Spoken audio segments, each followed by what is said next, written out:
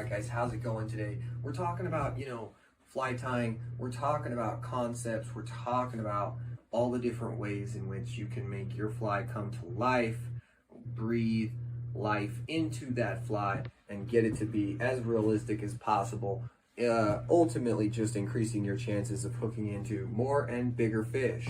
Bigger fish got big by not being caught. If you guys, haven't heard the old fish tale, it's the biggest fish in the river got that way by never being caught. So, a lot of times it is all about your presentation, the angles of which you're throwing the fly, how fast you're stripping your fly. If you're stripping flies, is it 1 to 3 inches? Is it 2 to 4?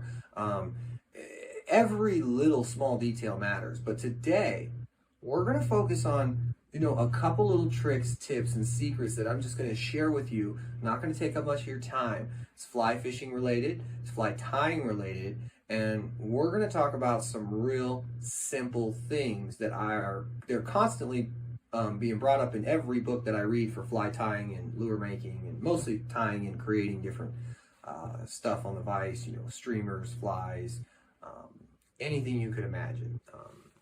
Leeches, crustaceans, minnows, everything. So first thing first, there's a lot of materials on the market, guys, and if you are seriously trying to get into this, you need to be shopping smart. So shopping smart means you're going to go to feathercraft.com. It's located in Canada. That's a major gift I'm giving you. You guys are going to save a lot of money. You're going to have access to materials you cannot get anywhere else. This is, in my opinion, the best store in North America, possibly the world, to buy fly fishing equipment, gear, materials. The thing is, they're cheaper than anyone else, and they're very fair. Their quality of the materials is top-notch, and the brands that they carry are top-notch.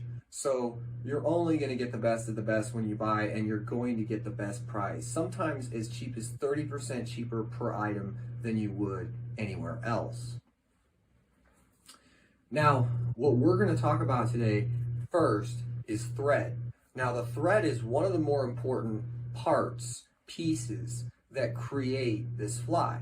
So you're going to take your hook, which is essentially the skeleton. Think of your hook as a skeleton, and you're going to create, you're going to put some meat on this. You're going to put you're bringing it to life. You're starting at the core, and you're going to basically, use that thread. And when you get the right thread, whether it be 60, 80, whatever it might be, 100 denier, you're going to get the right thread, and you're going to make sure that when you wrap, you do not wrap uneven. You have to make sure that you're very evenly spaced, even wraps. This is going to improve basically the tie. It's going to perform better. It's more balanced. It's everything about it. It's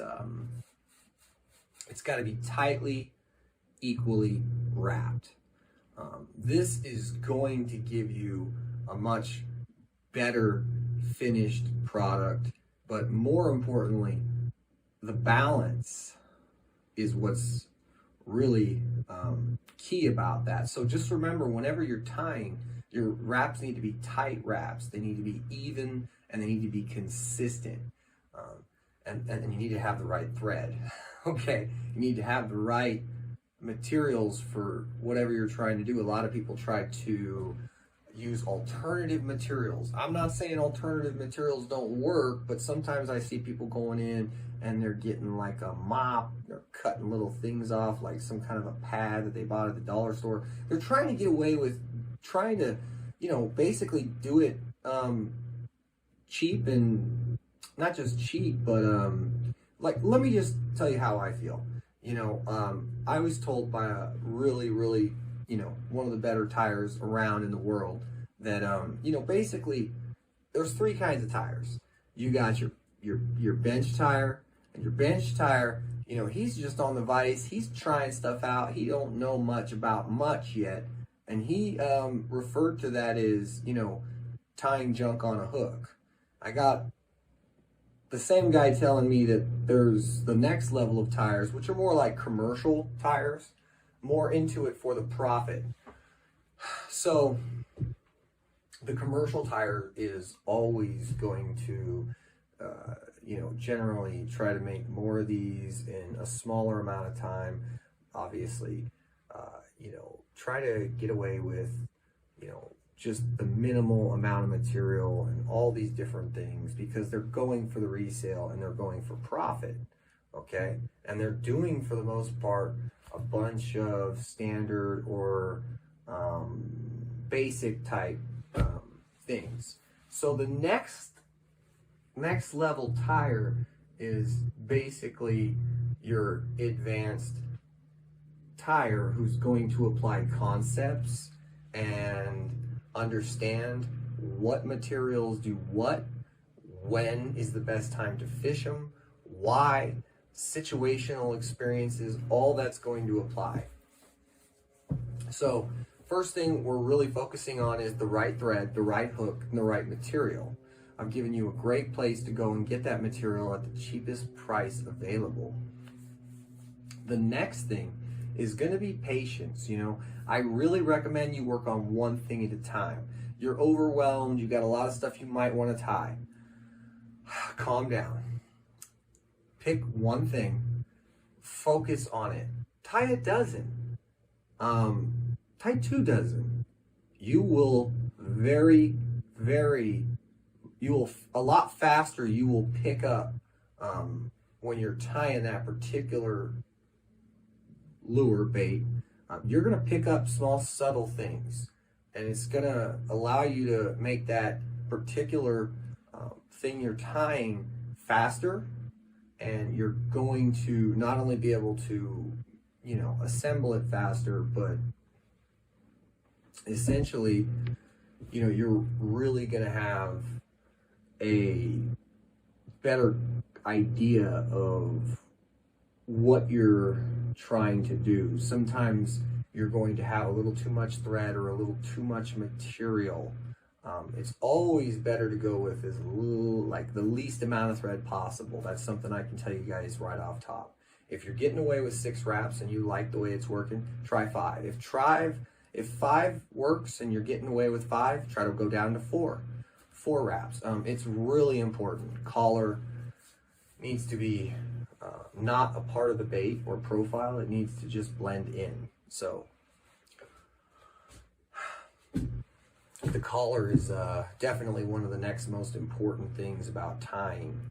And next to that, being able to understand working with each material. This is also why tying a dozen or 2 of a single thing is beneficial.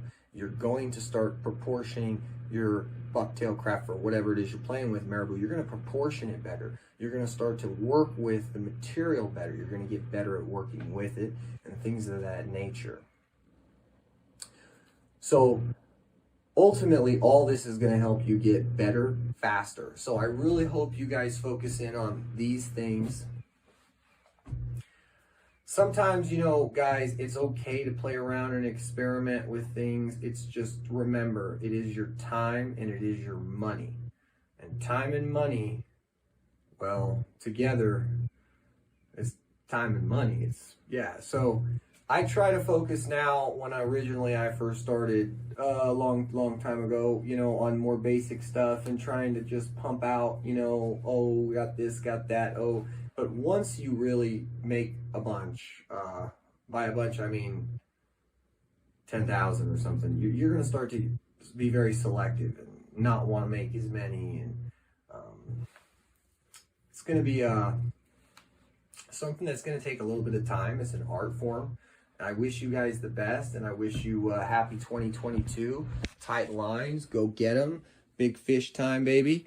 Coming in about 1.5 months. So everybody, just thanks for watching. Get out there and get on a vise if you haven't been, and try it out. It's a lot of fun, a lot of lures to make, and a lot of stuff you can't get on the market right now. So thanks for watching.